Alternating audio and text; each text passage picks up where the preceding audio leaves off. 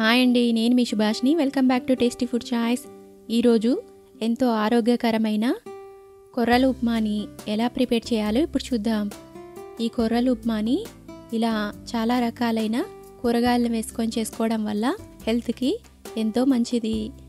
అలానే మిల్లెట్స్లో ప్రోటీన్ శాతం ఎక్కువగా ఉంటుంది కాబట్టి వెయిట్ లాస్ అవ్వాలనుకునే వారికి కూడా ఈ కొర్రల ఉప్మా చాలా మంచిది. మరి ఈ ఉప్మాని ఎలా ప్రిపేర్ చేయాలో ఇప్పుడు చూసేద్దామా.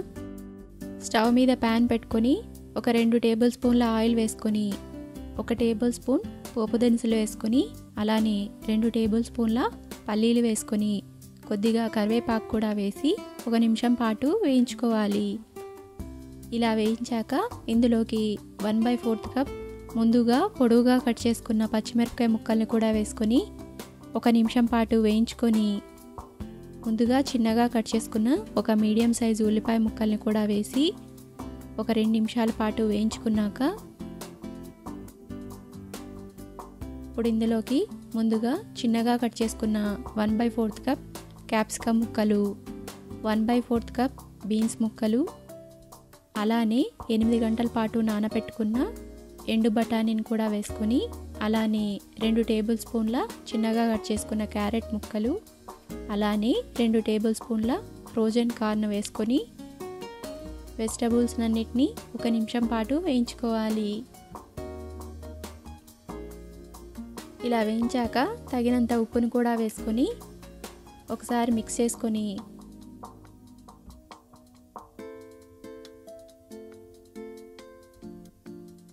ఇప్పుడు ఇందులోకి నేను చిన్న గ్లాస్తో 1/2 గ్లాస్ కొర్రలు తీసుకున్నానండి. అదే గ్లాస్తో 3 నీళ్ళని ఎక్కువగా వేసుకొని, అంటే కొర్రలు 1 కప్పు తీసుకున్నట్టయితే 3 కప్పుల నీళ్ళని వేసుకోవాలండి. ఇలా వేసుకున్నాక మూత పెట్టుకొని నీళ్ళు బాగా మరిగించుకోవాలి. ఇలా నీళ్ళు మరిగేటప్పుడు ఇందులోకి 8 గంటల పాటు నానబెట్టుకున్న కొర్రలు, అంటే ఇంగ్లీష్లో ఫాక్స్టైల్ మిల్లెట్ అంటారండి, ఈ కొర్రల్ని వేసుకొని ఒకసారి బాగా కలుపుకొని ఈ స్టేజ్లోనే ఒకవేళ ఉప్పు సరిపోకుంటే తగినంత ఉప్పును కూడా వేసుకొని మూత పెట్టి లో ఫ్లేమ్లో ఒక 10 నిమిషాల పాటు ఉడికించుకోవాలి. ఒక 10 నిమిషాల తర్వాత చూడండి ఉప్మా ఎంత పర్ఫెక్ట్గా కుక్ అయిందో కదా. అలానే బాగా పొడి పొడిగా వచ్చింది కదా కొర్రల ఉప్మా. ఇలా మనం పర్ఫెక్ట్ మెజర్మెంట్స్తో ప్రిపేర్ చేసుకున్నట్లయితే కొర్రల ఉప్మా బాగా టేస్టీగా అలానే ఇలా పొడి పొడిగా ప్రిపేర్ చేసుకోవచ్చు.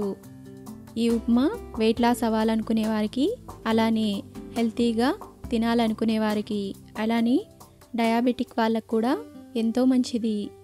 ఇలా మీరు కూడా ప్రిపేర్ చేసుకొని కామెంట్ సెక్షన్లో ఎలా వచ్చిందో తెలియచేయండి. మరిన్ని ఇలాంటి టేస్టీ అండ్ హెల్తీ రెసిపీస్ కోసం please subscribe to my cooking channel. Thank you.